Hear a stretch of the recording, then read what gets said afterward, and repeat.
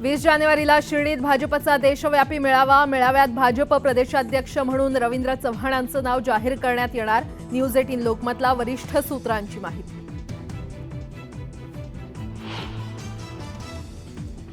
नाराज छगन भुजबळ आज आणि उद्या घेणार राज्यभरातील ओबीसी नेत्यांची भेट। नेत्यांची मतं जाणून घेतल्यावर पुढचा निर्णय जाहीर करणार असल्याची न्यूज 18 लोकमतला सूत्रांची माहिती।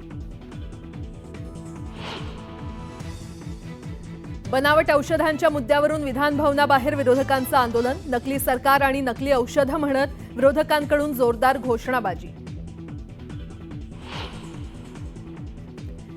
सरकार जनतेतून आलेलं नाही म्हणून त्यांना जनतेची भीती नाही। नाना पटोलेंचे महायुती सरकारला जोरदार टोला।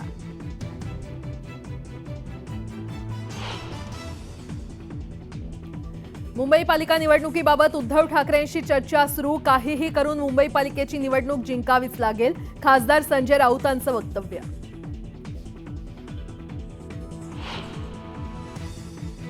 हिवाळी अधिवेशनात मंत्री बिनखात्याचेच। शपथविधीला 8 दिवस उलटून अजूनही मंत्रिमंडळाचं खातेवाटप नाही। मंत्र्यांना खाती कधी मिळणार याकडे राज्याचं लक्ष।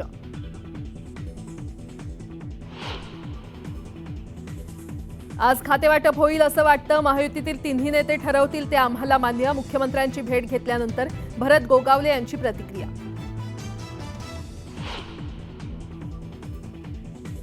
मुनगंटीवारांना मंत्रिपद न दिल्यानं कार्यकर्त्यांकडून नागपुरात बॅनरबाजी। मंत्रिपद का नाकारलं म्हणत सीताबर्डी परिसरात बॅनरवर उल्लेख।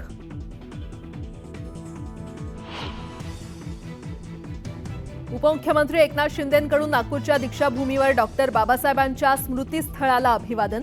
दीक्षाभूमी आदर्शाची भूमी अशी प्रतिक्रिया।